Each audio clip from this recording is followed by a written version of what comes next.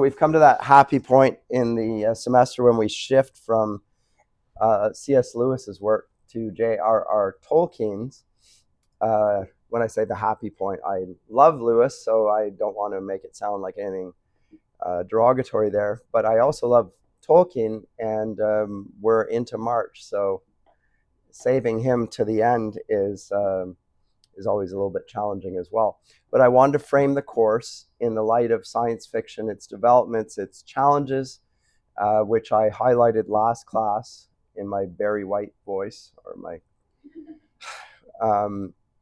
I haven't listened to it yet, but I'm sure it's awful. But I talked about the problem for the Western mind bequeathed by the Enlightenment in the areas of science in particular, and the effect on our understanding of human nature. And I brought out two books that I thought were very helpful to address that. This one, At War with the Word, R.V. Young, and the other, and this is relating to Lewis in particular, The Magician's Twin. Remember, the first installment of Lewis's Narnia Chronicles was The Magician's Nephew. The Magician's Twin is science. And what the clever title thus suggests is that people have a quasi-magical view of science. They think that it, by invoking the word science and by trusting in science, it's sort of like a belief in God, that we need wholehearted support for science and what science says in order for the science to work. There is a sort of a magical, cultish idolatry going on in modern scientism that Lewis identified. And if you recall at the end of last class, I noted that B.F. Skinner, who's a great critic of Lewis, if you recall that book, he writes Beyond Freedom and Dignity, in which he identifies Lewis as the chief exponent of the literatures of freedom and dignity, and suggests that we need to get beyond such categories in order for humanity to advance, has this characteristic feature, which I thought is quite brilliantly put by, what's the name of the critic? Sidney Morgenbesser, that Skinner thinks that we shouldn't anthropomorphize people. That's his core conviction. The problem at present is that we treat people as people, and we need to stop doing that if humanity is going to progress. Now, you see the real irony in this, but it is there in the application of the human science to humanity, and expressed in the human sciences and the social sciences, whatever you have with it. And so the doctrine that man, the intelligent being, is caused by an unintelligent first principle leads to an inevitable self-contradiction, which I wrote about in my doctoral thesis. The silence and the crisis of self-legitimation in English Romanticism, this performative self-contradiction.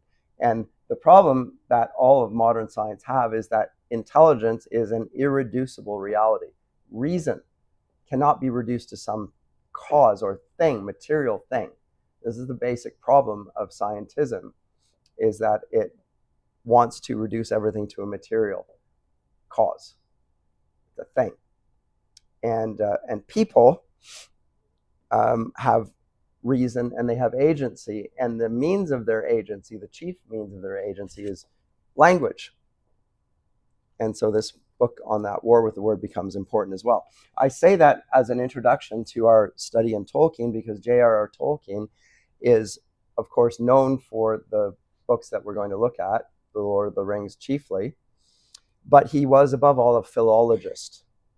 And that approach to the discipline of literature is not insignificant, because within the field of English literature, there are different camps, just like in every realm of academic study. There are different approaches to the discipline that are sometimes compatible and sometimes in flat contradiction to one another. And when Lewis and Tolkien began their studies, or their time as professors at Oxford University, English was a new discipline. First of all, it had not been studied in the 19th century or the 18th or any century before that. It was a new discipline. And it was trying to establish its integrity as a discipline. And for some, like Tolkien and Lewis, its integrity would more or less follow the disciplines of the classicals, the classics, or in Oxbridge, they call them the greats. So you would study, first of all, the language of Latin or Greek, and you would have to know it in its morphology and all of its forms. You'd have to read it in that language, and you'd have to know its grammar and its various accidents and its development over the course of time, etc. Lewis and Tolkien proposed that English should be studied in the same way. You should have to understand the history of the English language, its roots in Anglo-Saxon, because without the roots, you don't understand the tree that results from it. And you will not see any continuity then in the particular language of the particular people that they happen to be representatives of. And without that focus on the specifics of the English language, it will inevitably be pushed towards the scientific approach to the study of language, which tends to be more sociological and more constructivist, and it would share more in common with other languages and approaches. In fact, what it would inevitably do is it would take any differences between the different tongues or different areas of studies, and whatever was different, they would say, we're not interested in that because we're interested in a universal grammar or a universal mindset. And that tendency towards universal knowledge is characteristic of the Enlightenment. Because remember, the Enlightenment has a prejudice against prejudice. It wants to eradicate and emancipate us from all prejudices. It wants to free us from the particularities of time and place and culture and bias and religious presuppositions that they think are the cause of human wars.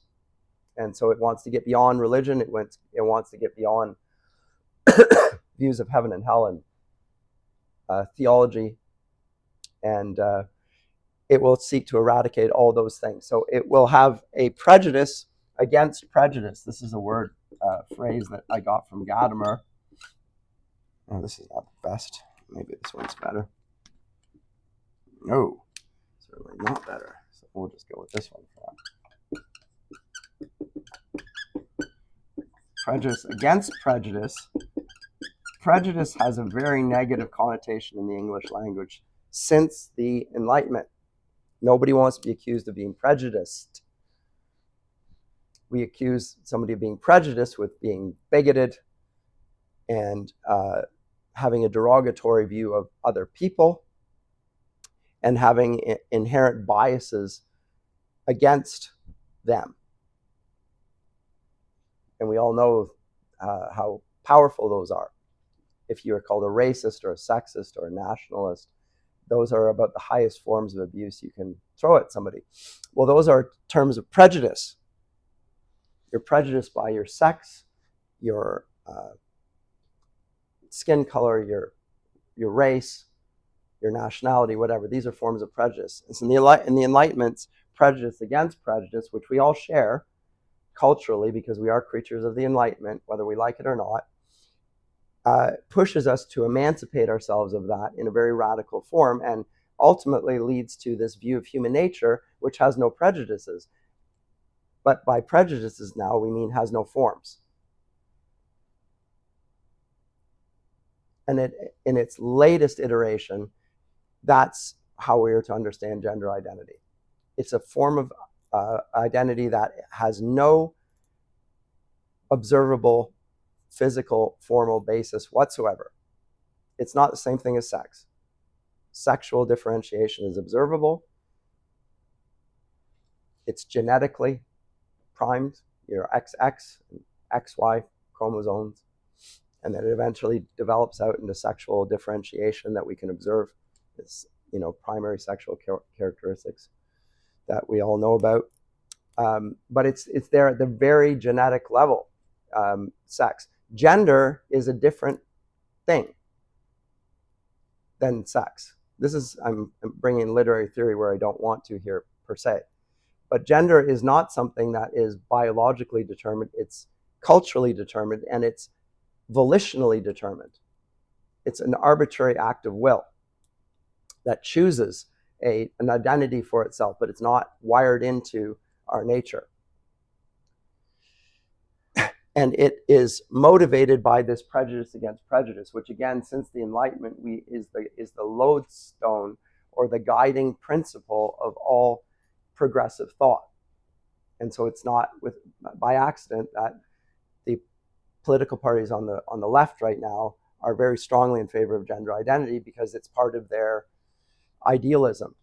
They want to get rid of all prejudices. They think it's good for human nature that we do so. And they're not wrong that some prejudices are problematic. But the question is, are all prejudices problematic? And the answer is clearly no. And is it possible to avoid prejudice? And the answer is no, because the Enlightenment itself enacts a prejudice when it attacks other prejudice, namely the universal prejudice that all prejudices are wrong, which is itself a prejudice. So it's a performative self-contradiction. So is it possible then to avoid prejudice? And the answer is no. So then the question that needs to be asked is, what is a true prejudice? What is a human affirming good prejudice? What will that look like? And that is a philosophical topic that would take lectures to really unfold. And I've never done a single lecture that tried to do that, because I'm teaching literature and it's a little bit too far, a little too abstract to get into, but it would be worth doing. I'd be happy to do it. But at root, at base, the prejudice that we have to have is a proper view of human nature. Because otherwise, what we're doing by getting rid of things that are against human nature is getting rid of human nature itself, as if it were a prejudice. So then it begs the question, what exactly about human nature are we going to need to affirm to begin our attempt to eradicate evil prejudices, but hold on to good ones? And these will relate to human personhood then. And I'm going to be very happy to refer to that book by John Rist that I mentioned last time, What is a Person? And his discussion of that, which is very interesting, historically based, philosophically astute, theologically rich, and traces the whole concept of human personhood from Plato and Aristotle all the way to the present day. But it's decisively transformed by Christian theology, by the way, because the language of Christian theology in the Trinitarian discussions is that God is a tri-personal God. And because we bear his image, we are ipso facto persons. And persons have a certain integrity that prevents us from doing certain things to them. But the first thing that it does is it establishes that our words about person are to be respected in the same way that we are going to want to respect the Word of God. And the best illustration for this that I can come up with is in the Ten Commandments, as we often call them, or in the Hebrew, they're often called the 10 words. And the words are words of power. I want to talk about power here because this is the key issue that both Tolkien and Lewis identify as the problem of the modern age, is its lust for power. So it wants power, and it wants it sometimes through words. Remember the deplorable word in the magician's nephew? She uttered the deplorable word. Doesn't say what the word was, but it's a word of power, a word of annihilation. In the same way, in the Lord of the Rings, we're going to find that Saruman has a power with his words. He wields power with words. And the question is there a proper use of words and a delineation of words that will exploit the proper potency of words and avoid the unlimited destructiveness of words that are unbounded by anything. And this is the thing I want to note about the 10 Commandments, is that they have power, but they also have something else. And if you want to find it as an analogy, a good analogy is that all power requires a conduit, like a cable. Or if you want to think about the subway in Toronto, it has electricity, but it also has tracks. You have to have tracks. And the words that God uses to give commandments are the tracks that can't be changed in order for power to be rightly exercised in a holy fashion. And the words are there to keep you on track and to keep power flowing in the right direction. And these relate to human nature and God's nature as well. Tolkien and Lewis both have a view of language, the English language, but indeed of all languages, that language itself and the words that have been used are rooted in power, but power that is confined to certain limits that are correctly laid. And that will include Tolkien's presentation of creation, which he presents in the Silmarillion, where Iluvatar sings the world into being. And then Melkor pronounces a word of discord. He deviates, he adds a note to the song of Iluvatar, and that note is not harmonious, it's discordant. It breaks the pattern of the words sung by Iluvatar to bring everything about in a good fashion. It has a huge consequential effect. I'm not going to read the Silmarillion in this class, but I note that both Lewis and Tolkien have a similar function of language in the creation myths that they have, because remember, Aslan sings creation into existence in The Magician's Nephew. So it's not just word, but the harmony is being emphasized in creation. It's beautiful, it's good, and it's true, and it's potent, and it's real. And it will address then the tendency of the whole modern worldview that I talked about at the outset, of removing the image of man from man in the study of man for the sake of power, sacrificing people for the sake of power, which is a consistent theme in both men's work.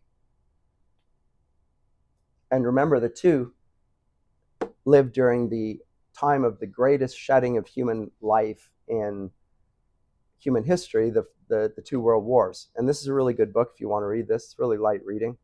The Hobbit, A Hobbit, a Wardrobe, and a Great War. And the subtitle by Joseph LeConte, a contemporary scholar. It's a historian, actually. And the subtitle, How JRR Tolkien and C.S. Lewis Rediscovered Faith, Friendship, and Heroism in the Cataclysm of 1914 to 1918. It's a good book, easy read, not philosophically driven, but light and with a good historian's touch to the context in which they're writing. And I find it very helpful, because I think that their fiction is largely, even though it's in the genre of fantasy, in particular Tolkien, it's not escapist fantasy. It's imagining a world that is not devastated by the world wars as a way of rectifying the damage caused by it, and which will eventually result in a work, I think, The Lord of the Rings, which is so potent in its words that it is regarded by most people as the greatest work of the 20th century. At least they did in Britain in 2000 when I was there, by two different avenues. And the establishment was horrified by that, by the way. I'll return to that. But let me step back a little bit and say something about Tolkien himself. I didn't really give much of a bio of Lewis, and because I talked about him so much, and I thought it would be taking into my class time, and I wanted to get on to other things. This is a good biography by Humphrey Carpenter, not written from a Christian vantage point, which I think has some value. There are others that are more attuned to Tolkien's Catholicism, like Joseph Pierce, very good biography as well, emphasizes his Catholicism in a way that I think is entirely correct and commendable. And it's sometimes useful to read multiple biographies. But Tolkien was born in 1892, so before Lewis, a little bit older, and he lived longer than Lewis. He died in 1973. Famous for The Lord of the Rings, but he was, like Lewis, a scholar and in particular a philologist. And from 1925 to 1945, the Rawlinson and Bosworth Professor of Anglo-Saxon, as well as a fellow of Pembroke College at University of Oxford, and eventually moved to Merton College and stayed there until he retired in 1959, and then lived for another 14 years.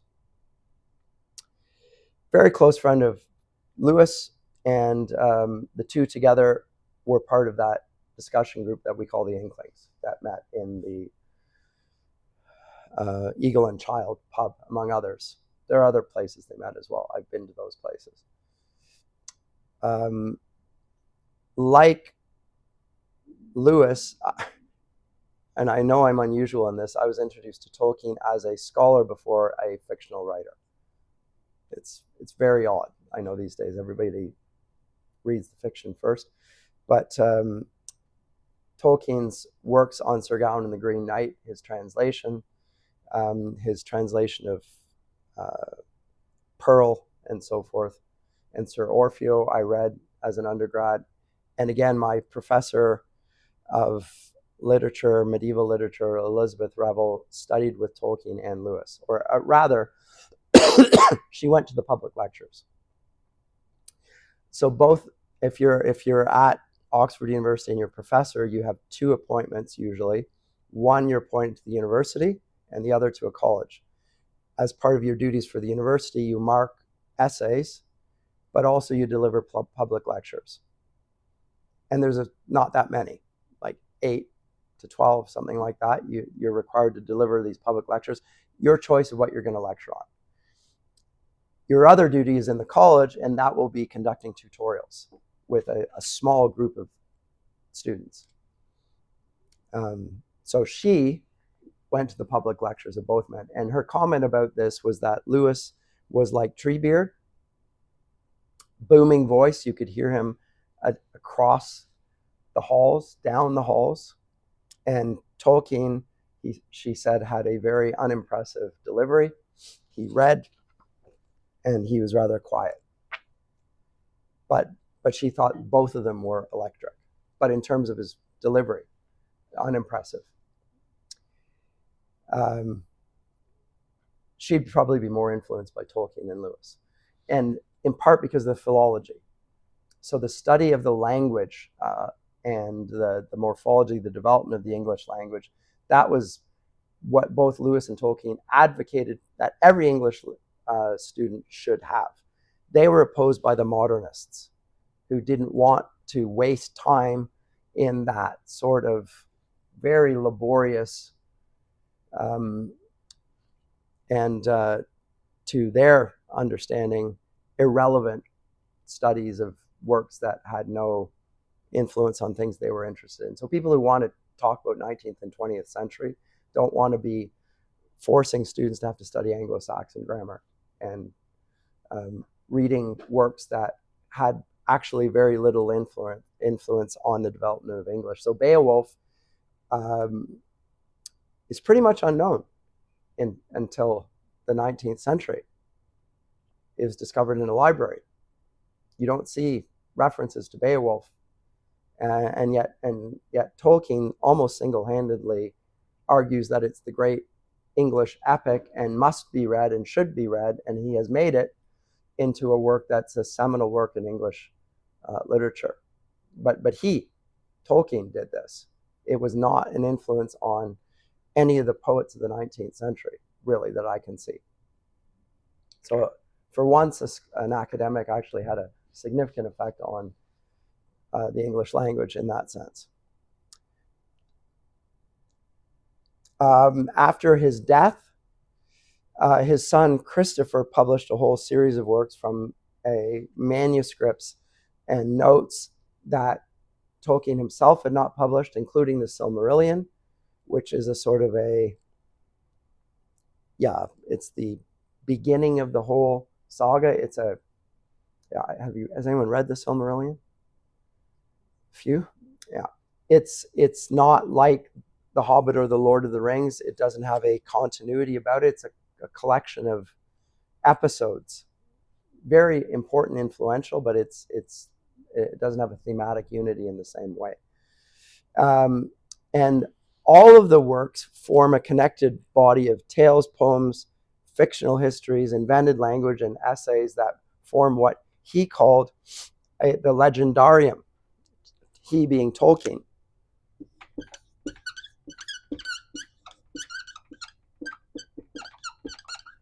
And the word legend from Latin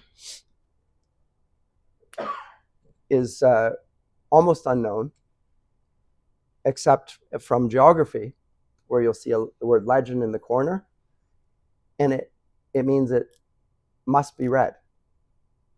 You have to read this. He calls it the legendarium. So if you really want to understand The Lord of the Rings and The Hobbit, you actually have to read all the other works that he didn't even publish. Now, there's a bit of perversity in that on his part, as is there in his use of footnotes and appendices, which you'll note in The Lord of the Rings is voluminous and will include, among other things, the wedding of Aragorn and Arwen, Lady Arwen, which is put in the movie, but it's actually in the appendix of the book itself. You can tell that Tolkien had his own mind and was not motivated by the same sorts of things that would motivate a movie producer. But he thought it was to be read. And you can see that there is a unity there in the roots of these stories. And you can see that hinted at in all of Tolkien's works are smatterings of what he calls lore, which are older stories and older languages, which are often lost, and yet the knowledge of which helps one guide oneself on the path of the present. And so there's this deep commitment to philology, and in particular to etymology. I remember when I learned these words for the first time as an undergraduate. Etymology is the studies of roots of words. I have it upstairs in my office in the Oxford Etymological Dictionary. It's not the same thing as a dictionary. It's studying the root of the word. Where does this word come from, and what does the word that we use actually mean in its roots? With a belief therein expressed, I think, that the later development is dependent on the root, and also that the correct understanding and application of the word can't be dissevered from the root. So with that, there's a sort of a naturally conservative view of the study of literature, but also even the use of language. There are limits on it. We should not use words that are in flat contradiction to the root meaning of words. They shouldn't mean the opposite or against that. So the concept of gendered should not mean something that contradicts sex. And you could say, well, it doesn't, because gender is different than sex. And they say, well, then you can't self-identify as a man, because a man is a sexual differentiated category. So if you want to use gender as something that is completely freed from that, then you can call yourself a made-up word that has no reference to sex. But if you want to suggest that gender is laying into the same semantic register as sex, then you can't say certain things that contradict the root meaning that is inherent in the sexually differentiated vocabulary, and binarily differentiated vocabulary for that matter. So that would be the objection on a linguistic level. if we were going to bring them into the contemporary period. With these works and with this legendarium, Tolkien ignites a vast interest in the whole genre that we now call fantasy literature, and a whole avalanche of books and authors. And so he's often seen as the father of fantasy literature. Now, when we use the word fantasy, usually spelled with an F, this is a word everybody uses, and so forth. Well, what do we mean by fantasy? Is it the same thing as a work of imagination? And the answer is, it clearly has something to do with imagination, and imagination of worlds that don't exist, haven't existed. It's not a historical genre. It's talking about something that is a realm clearly that is constructed by the imagination of this man,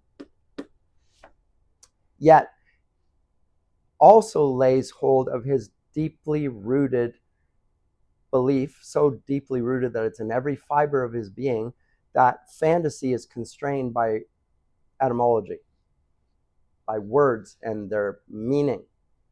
And he thinks that the meaning of words often, he's actually trying, and this is part of the extraordinary commitment of a man who, I think the best academics in some ways have a mental disorder. They're so they're obsessed about things and certain commitments and certain convictions to the degree that they will focus on things that everyone else ignores. And if they push it hard enough, they will find things that nobody would ever have considered or imagined even. And when they come to it, to the point of being able to lay out the roadmap to that, and everyone else can see it, we will call that person a genius. And Tolkien's works of fantasy are yes, imaginative, fictional in the sense that they're something that he makes, and yet they are rooted in convictions about language which are shared by all languages, about which, by the way, Tolkien probably knows about 20 languages, both living and dead. So some languages are no longer spoken, like Anglo-Saxon. In fact, Tolkien probably specialized in dead languages, but he'll know Welsh and Norse and other languages that are, for most people, rather arcane. And the languages that he will create himself are related in many ways to those particular languages. And there are certain features of those languages that he really likes and wants to draw upon in his own fiction. And what we will have here then, and I think this is an important point, is that they contain Tolkien's own, I have to use terrible German words here for this because these have been bequeathed to me, and it's just, I can't find other categories for them. There's a Lebensanschauung and a Weltanschauung. And I can write it down for you, but I don't know if it makes a difference, and you can't even see this now. Anyway. Lebensanschauung. Two U's here. U-U-N-G. And then a Welt, same suffix here. And this is a worldview. The Weltanschauung, Welt is world, and Leben is life. So there's a world and life view inherent in Tolkien's perspective. And what I will say about this is that in Tolkien's Lebens- and Weltanschauung are his religion, his language, his philosophy, and his commitment to Englishness. The hobbits are English, and what Tolkien desires to do with his whole corpus of work is to create an ancient history of the English people, or a mythology for the English people. That's his phrase. He wants to create a mythology for the English people, which he thinks is lacking in English myth. It's not that it's not there at all. It's there in the Arthurian myths and legends and so forth, but something more connected. So even though he's writing in the 20th century, he's trying to get down to the roots of something that he is saying happened in the past. And at the same time, again, it's never been heard about until the 20th century. So there's this strange, it has this strange feature of seeming to reach down back into the past as far back as one could ever go, to the point of creation itself. And yet, speaking about the problems of the present and the lust for power and the will to power, power unlimited by any prejudice or restraint or guideline. And he does it from his vantage point of a man who is a committed Catholic, English speaker, a man, and as an academic. And it's very different than if he had been a Hindu, for instance. He's not a polytheist.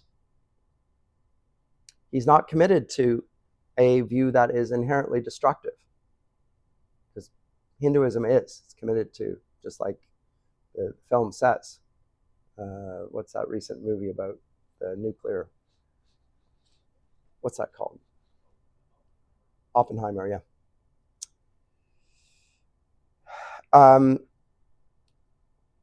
A woman would have written a very different Lord of the Rings than he has. So would a teenager.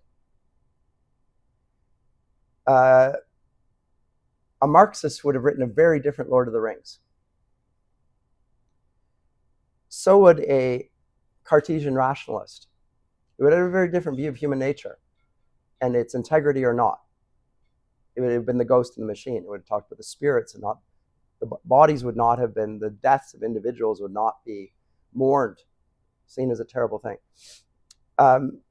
If he had been a Nietzschean nihilist, like so many of his contemporaries, he would never have written this epic work that he has written.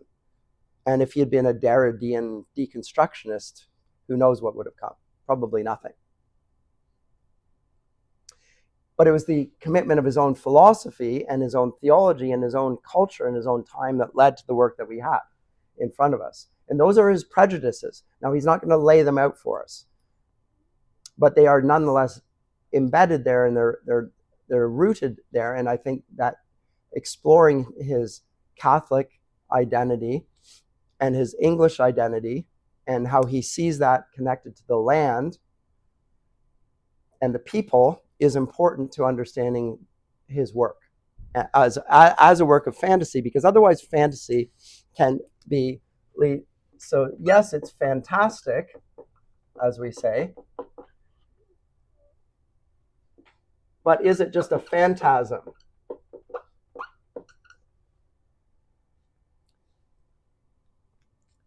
Is it just ghosts? Is it just monstrous? The story of Frankenstein is a sort of a science fiction. It is a work of fantasy in one sense, but it's fantasy unbridled from any sense of rectitude or rootedness in things. It raises the themes, but it doesn't really have any convictions about it. It complains about the consequences of the modern scientific worldview, but it offers no solutions in its perspective. Whereas Tolkien and Lewis present deeply rooted responses to the problems of the modern scientific worldview. So say George Orwell, Aldous Huxley, H.G. Wells are very good at pointing out the problems that ensue when the view from nowhere is unleashed on the world and what it does to human beings. What they're not good is at seeing a worldview that could be contrary to that, and that's because they lack any Christian faith.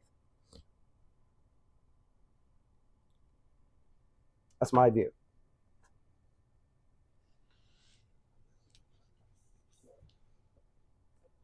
And it then results, of course, to this sort of thing that we saw last time in that hideous strength, where the Tower of Babel built by academia ends up collapsing on itself because they have turned upon themselves and eradicated one of the two features of human nature. One, that they have reason, so it descends into babbling in the Tower of Babel. They lose the capacity for speech, but they also deny the rectitude of reason. And they want to eliminate all life. In order to conquer death, they eliminate life. Well, that's one way of doing it. You cancel it. It's a Derridean performative act. To get rid of the problem of death, you just take away life. It's binary and problem solved. You resolve the contradiction there. Really good book on this, by the way, in reference to cosmology, is by this man, Thomas Nagel, non-believing philosopher, came out only a few years ago. What's the year of publication? Oxford University Press. Oh no, 2012. Mind and Cosmos, Why the Materialist Neo-Darwinian Conception of Nature is Almost Certainly False. Isn't that wonderfully titled there? Almost certainly false. Or is flat wrong. Just he's doing what a philosopher will do there. When he says almost certainly, I think he even gives a number on it and it becomes basically impossible that it should be true. Because there's an intelligence behind it. Demonstrably so. Among other things. So that's what I wanted to say about Tolkien. I mentioned the war that he was involved in, the Great War, in that work by Joseph LeConte, A Hobbit, a Wardrobe, and a Great War. Let me say something about the war, and then I'm going to conclude with something of the discussion of Mythopoeia. I think that's what we're looking at today. So Tolkien arrived in the First World War at the Battle of the Somme, the famous Battle of the Somme, in July 1916, and participated in various assaults trying to take the Somme. And it led, his wife had nightmares about this, as you can imagine. And in the Anglican chaplain, a friend of his, Mervyn Evers, chaplain of the Lancashire Fusiliers, he records that Tolkien and his fellow officers were eaten by hordes of lice. So in addition to the trauma all around them of bombs being dropped on their heads and being in trench warfare and then jumping out of the trenches and charging and so forth, while they're in the trenches, the lice are eating at them. So the sounds, the not just being away from home, but in mud and being eaten by rice and encountering and getting trench fever, which Tolkien himself also did. He was rendered an invalid and was sent back to England. So he was not struck by any weapon, but just the experience of it was so horrific. Now, I say that because when you come to the depictions of war that Tolkien presents in The Lord of the Rings, there's a hint of realism about this, and the marsh, the dead marshes and so forth, and the bodies and the faces under the water and so forth. And according to his children, in later years, he would occasionally talk of being at the front. And he was there, the very first gas attack, mustard gas, was used by the Germans against their opponents. And he would talk about that. He would talk about the utter exhaustion and the quiet after a bombardment, which was striking, being so struck by the sound, and the whining scream of the shells as they were coming. And the endless marching through this landscape, sometimes carrying other people's equipment just to keep going on. So just living was so arduous that it's something that imprinted itself upon him and he could never forget about it. So when he is leading Sam and Frodo on their path, he's recollecting those memories. I'm convinced of this. And it is commenting on the horrors of this modern war, which really seems to be about a quest for power. By the way, I'll skip that. I'll come to it later. But most of his friends were killed in the war that he grew up in school with. And according to a scholar by the name of John Garth in Kitchener's army, there are social boundaries there. There's a class system. Remember, Tolkien is brought into the officers' ranks right away because he's a student that's going to Oxbridge. So he's considered one of the elite, and so he's immediately put into the ranks of the officers. He doesn't have to put himself forward for that, and he's then leading men. And the men that he's leading are the commoners, the footmen, and so forth. And normally the two classes are totally separated, but in the trenches they're thrown together in one bunch. And Tolkien and Lewis, to the end of their lives, respect the common men more than the officers, although they were officers in both cases. In his later in life, he writes in a letter that it taught him a deep sympathy and a feeling for the Tommy, especially the plain soldier from the agricultural counties. So there's a bond that comes in the context of war being spoken of here, but also a breaching of the class divide that really is very pronounced in Britain at this time. And when he goes back, the rest of the First World War, he is in hospitals and doing garrison duties, the threat of German invasion and so forth. And that he begins what is later called the Book of Lost Tales. And part of that is The Fall of Gondolin, which got published a few years ago. Good book, by the way, The Fall of Gondolin. That's one of his first works. He didn't publish it, as I say, Christopher, his son, did. And Lost Tales represent his attempt to create a mythology for England. So if you guys talked about him wanting to do this, it's the first thing he wants to do. Remember, many of you are in my Milton class. Milton wanted to do a great epic for the English people as a young man. Tolkien wanted to write an English mythology. He never completed it, unlike Milton. But Lost Tales is his attempt to do so. And note that it's the first thing. And it's the thing that then is, in a sense, the spirit behind the whole legendarium. And so what we also see then is in his desire for myth, and it's connected with rootedness, he seems to connect reality with mythology, and myth in some sense as giving rise to a proper view of what reality is. So it's not just fantasy in the sense of pure speculation, pure arbitrariness.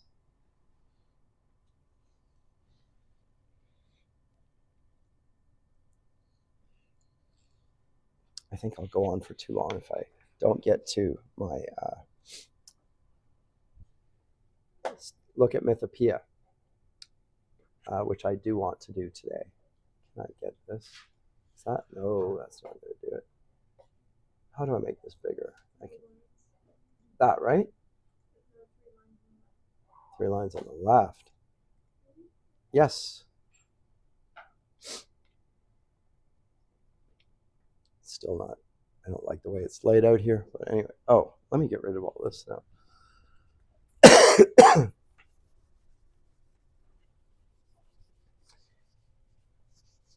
This is the first work I wanted to look at, just because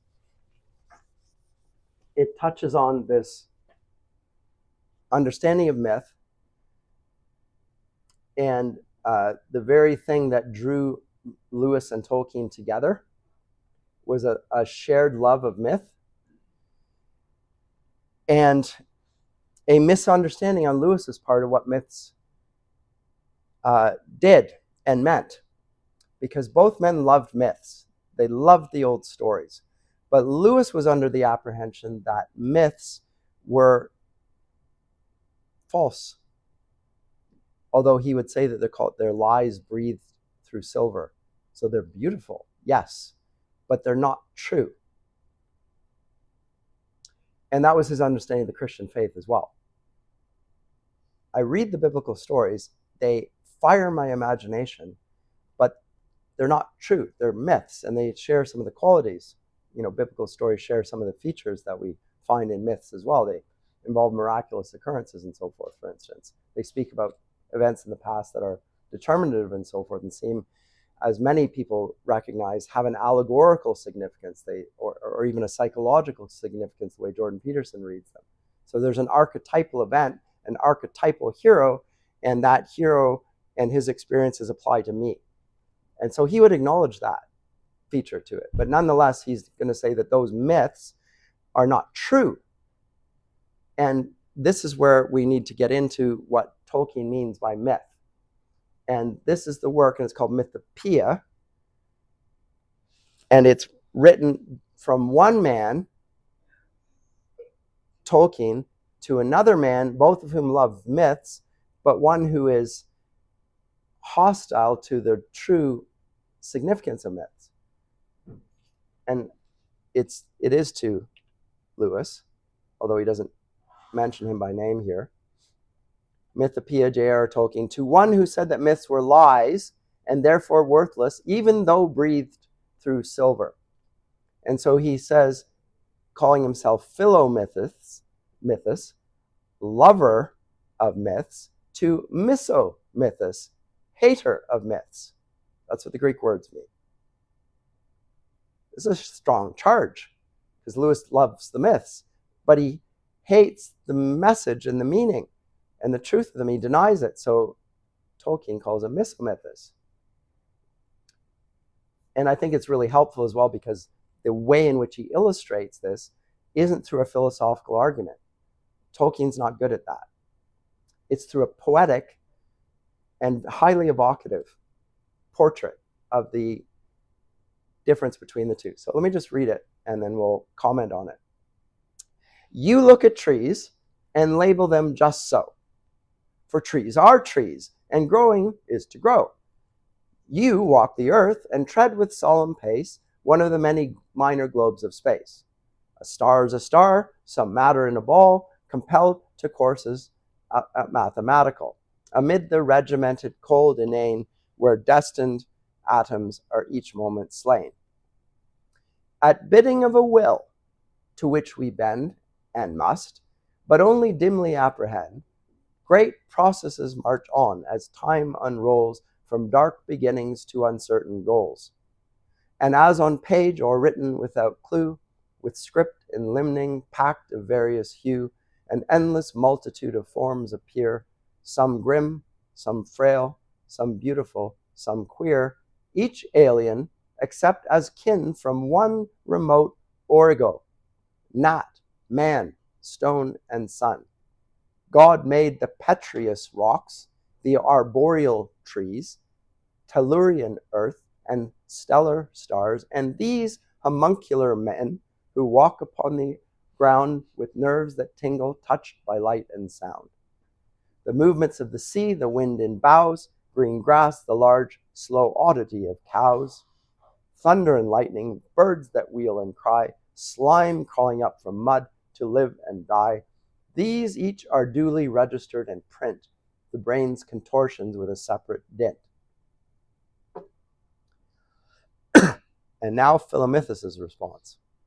Yet trees are not trees until so named and seen, and never were so named till those had been, whose speech's involuted breath unfurled, faint echo and dim picture of the world, but neither record nor a photograph, being divination, judgment, and a laugh, responsive chose that felt astir within by deep monition movements that were kin to life and death of trees, of beasts, of stars, free captives undermining shadowy bars, digging the foreknown from experience and panning the vein of spirit out of sense.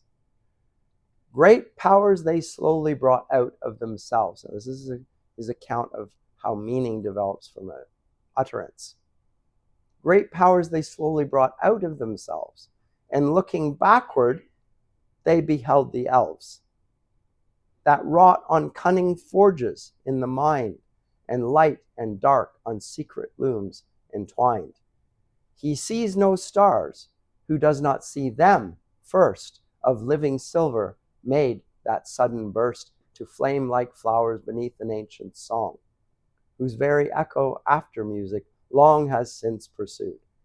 There is no firmament, only a void, unless a jeweled tent, myth-woven and elf patterned, and no earth unless the mother's womb whence all have birth. So note that he is connecting words with connotations. The heart of man is not compound of lies, but draws some wisdom from the only wise, and still recalls him. Though now long estranged, man is not wholly lost, nor wholly changed. Disgraced he may be, yet is not dethroned, and keeps the rags of lordship one he owned.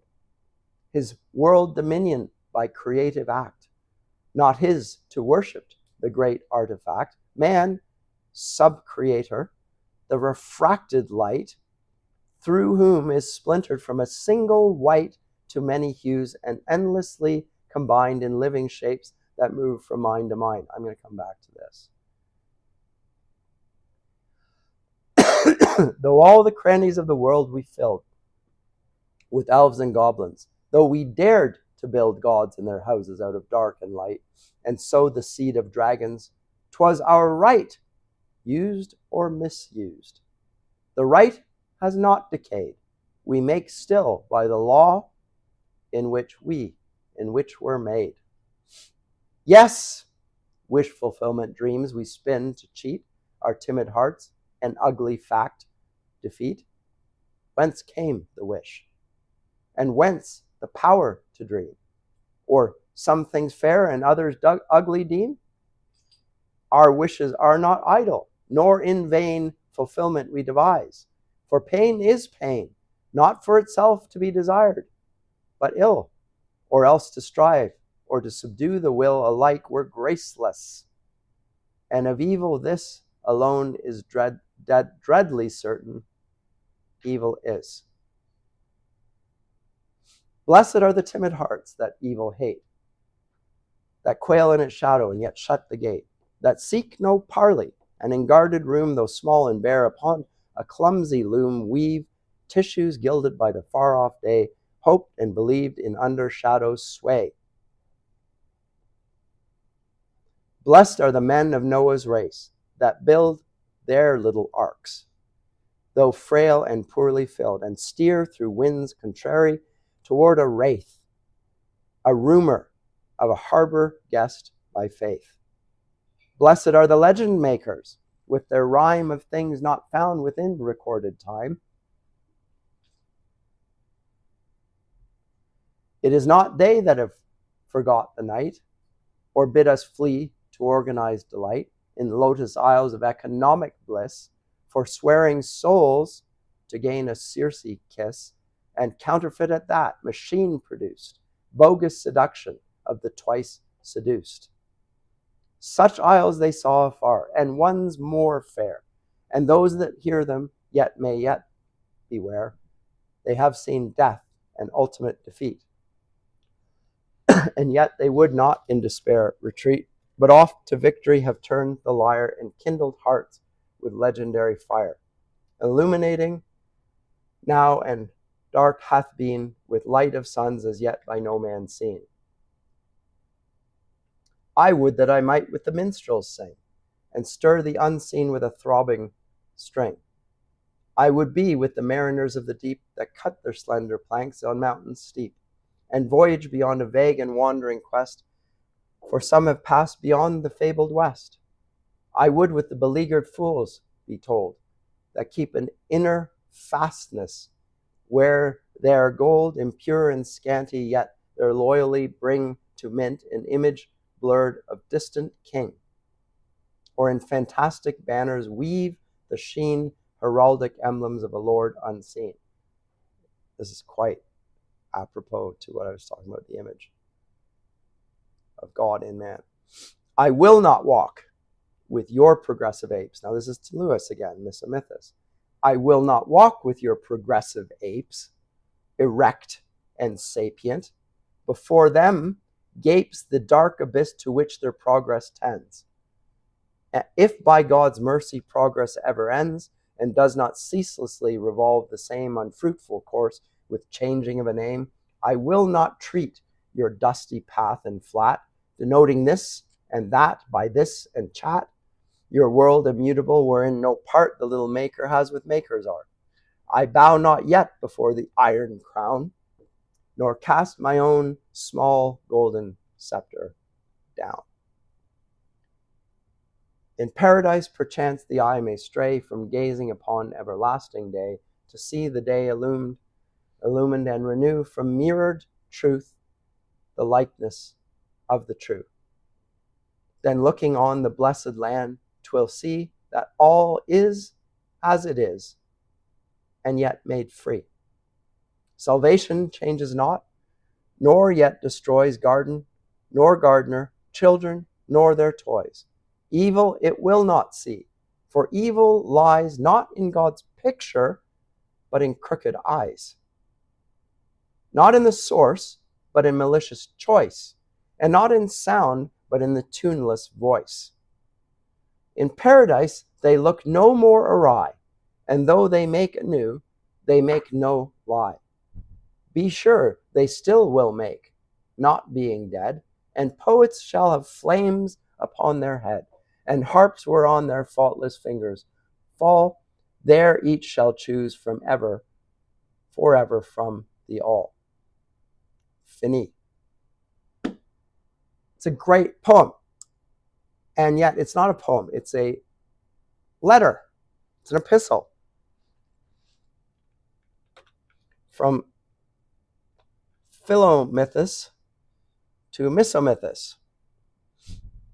And you can see how very different Jack Lewis is, the man he writes to, from the Lewis that we know, who has espoused all of the same convictions that Tolkien does in his fictional work and in his critical work. It's hard to say how influential this encounter with Lewis and Tolkien was in terms of the development of the men. And in general, most of us, and this will include myself, when we want to understand the age, we will look to Lewis's works of fiction to understand it, because he writes philosophically persuasive essays, and he has a knack for argument and contesting things. But the root convictions of Lewis are exactly the same as Tolkien. And when Tolkien is, or Lewis is his most effective, he sounds most like Tolkien. And this argument that you look at trees and just label them, so that sort of language is picked up, let's say in the Silver Chair, when they talk about stars. Well, it's just a flaming ball of gas. And the response is, well, not even in your world is a star understood in that way. It has other connotations, and the connotations are much more expansive and important than a flaming ball of gas. That's one understanding of a star. But a star has far greater significance in the mindset of the Western world than simply that. They're central to Dante's Divine Comedy. It's the last word in each of the three canticles, stelle. There are references in the book of Revelation to the stars. They're right there in the beginning when God creates heaven and earth. There's this, he also made the stars. He creates the sun, he creates the moon, he also made the stars. Stars often have references to angels then, and the angels to lights that guide and to some degree influence human affairs. So never just that. Same with trees. Psalm 1. Go on about this. I don't want to spend too much time on this, but Psalm 1.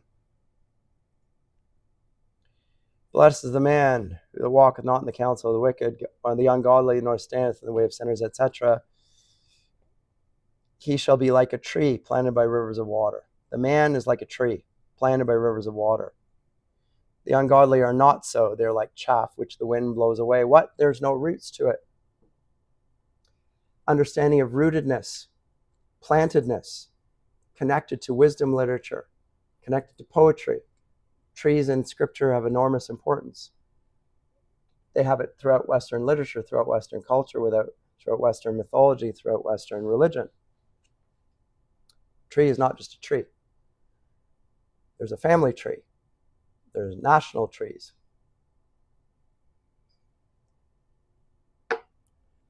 Anthologies are tree words or blooms from trees. That's what an anthology is, by the way. It's blooms from the same tree. An anthology can't just cut flowers from things that are not rooted in the same thing. One of the great problems of contemporary literary anthologies is that they take works from different cultures and they often seem to have no commonality whatsoever. The choices, they might find that there are commonalities to be found, but they're not there in the anthologies. But at any rate, so he begins with Lewis as effectively a atheist materialist. He loves myths, but he loves them as somebody whose own presuppositions pronounce him at enmity with everything that he loves. So he's a split man. He has a divided self. He cannot live of this. And then the response from the Philomythus, which is the rest of the poem, yet trees are not trees until so named and seen. Now, he could be making a philosophical point. Does a tree exist if nobody sees it? But I don't think that's his point. It's more to the point that the trees aren't trees as we understand what all the connotations of trees until somebody identifies it in language. And hence the importance of the root and the word to Tolkien. Names and words are of such extraordinary importance that he will repeatedly talk about the significance of not saying certain things in certain places, and of saying things in certain places, and of using the lore that guides the hobbits along their voyage. You'll note that in the books, unlike the movie, there are constant refrains of lore and songs that accompany the voyage. They go on for pages and pages of mythological stories, and they seem like distractions, but not for Tolkien. There's much more being said in these stories. And the memory of these stories is partly what guides the characters to the end. Because in the stories, there are stories of encounters between good and evil in which good men occasionally die and yet do great things. That motivates the hobbits to go to the end of their voyage. And the great knowers of lore in The Lord of the Rings are the two hobbits, Sam and Frodo, and I guess we could use Bilbo for that matter.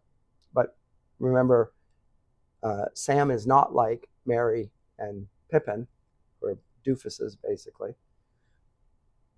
They're sort of comic figures and so forth, but they don't know, they're not wise. But Sam actually has a wisdom about him, and he's only a gardener. And the other guardians of lore are Gandalf and Aragorn, alongside the elves, of course. And their knowledge of the roots of the past and the present are partly what allows them the power to be able to lead other men in the dark areas of conflict of their times. So the wisdom comes with the rootedness in the past and the belief that the past informs the present, which is Tolkien's own conviction, but also inspires the figures in his fiction. So this is directly contrary to the convictions that Lewis and Tolkien find in their day, where the artists deliberately prefer ugliness to beauty, it seems. And the moralists fear goodness more than evil. Are you trying to bring in a theocracy? Like, that's the talk of our day. Like, when somebody talks about, we need to bring back, you're trying to impose a theocracy, shock, horror, you monster. More fear of goodness than evil. Philosophers will embrace various forms of postmodernism that reduce truth to ideology or power, rather than being convicted about truth, pursuing truth. And Tolkien's work promotes, and I think Mythopoeia is a great illustration of this, the deep-rooted desire which he thinks myth taps into of the good, the true, and the beautiful. The Platonic trifecta. A fundamental gap and a longing in the modern world that they find is unaddressed when they listen to the intelligentsia of our day. Because again, the artists, like those of Hollywood, that have, the Oscar winner, as I understand, like about a quasi-pornographic film nobody's seen. We want to give the Academy Award Best Picture to that. Okay, whatever. It's characteristic of the culture. Deliberately prefer ugliness to beauty. They, the moralists, say that are, of which there's a legion on social media, the moral hand-wringing, terrified of theocracy, and yet unwilling to call out evil where it's manifestly present around them. And the philosophers, as I say, who will reduce everything to ideology and power. Nihilism, Nietzschean, or the Marxists, or the Freudians that reduce everything to sexual desire. All of these are that's the landscape in which Tolkien and Lewis live in, and it's still the landscape in which we live in. And what Tolkien does to address this is creates a myth that is rooted in reality that's so deep that people drink from it like the tree planted by the stream, planted by the rivers of water, which bringeth forth fruit in his season, and the leaf also shall not wither, and whatsoever he doeth shall prosper. Tolkien's work prospers because it's rooted in a sense of God's glory, in his own words and his own creation, understood through language, through myth, through legend, including his own. Anyway, I think I'm done for today. Any comments or questions? I've gone over this rather quickly, per necessity. Anything? Yes. You loved? I loved the poem. It's writing, and it kind of gave me a little bit of a taste of what with Lord of the Rings could have been done in like an epic style, like Tolkien. Yes, he's deliberately chosen not to do that. But it just connected in my mind. I don't know, just a bridge between the two of them. You can see the stamp of various medieval works of literature on Tolkien's work. So The Seafarer is one that you could read and you would find, oh my goodness, he's taking this from that. And Beowulf, you'll say, oh, he has plucked the plot, and so many of the characters and devices from Beowulf, and he's taken and transplanted it. But he has explicitly chosen not to write a Greco-Roman epic. He wants to write it in the Anglo-Saxon rooted vein. So if you're closer looking for not that he hasn't read the Greco-Roman myths, he's just not as interested in them, and he doesn't think they're as important for English speakers. You'll find more in Norse and Anglo-Saxon mythology, and so he doesn't even try that. In fact, he begins perversely with a 40-page discourse on hobbits, concerning hobbits. And when I first picked it up, I almost put the book down. People keep recommending this to me. In fact, I've had it recommended to me since I was 14, and my friend loved it and kept saying, oh, you really got to read it. And I just didn't trust his judgment on this and whatever. I didn't read it, or I was just, I don't know what. I didn't read it, though. And then I started reading and thought, wow, this is concerning hobbits. I don't care about hobbits. And he had the peculiarities of hobbits and why they're afraid of this, by the way. And then when you read that, and then you start getting into it, and I just started getting drawn in. And once I started going, it was slow. And at first I thought, you're a perverse man, and you're a scholar, because only a scholar would have given us what is interesting to him and not with the audience in mind. But once you get going, I found it was like running down a hill that starts getting steeper and steeper. So it just starts going faster and faster. And once I got into towards the end of book 2, then I was staying up all night. It's just crazy. I've read 80 pages of Bill Crow finally just left the end. 80 pages and he's fine, like he's just getting going on the story. And this is the slowest book ever.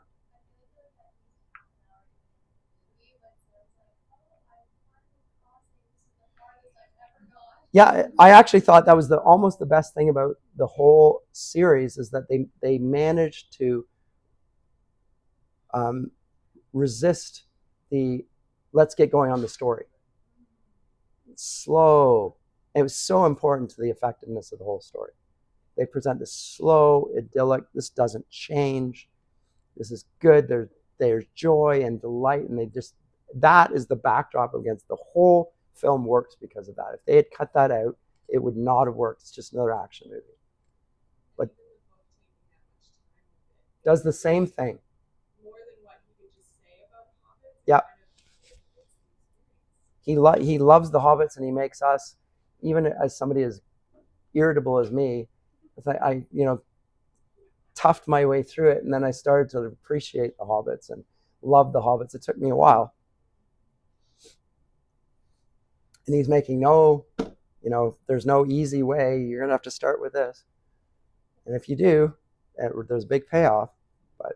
But hard work at first. And then, as I said, the appendices, which are like, but if you read the appendices, suddenly you're willing to read the appendices as well. Anyway, done for today.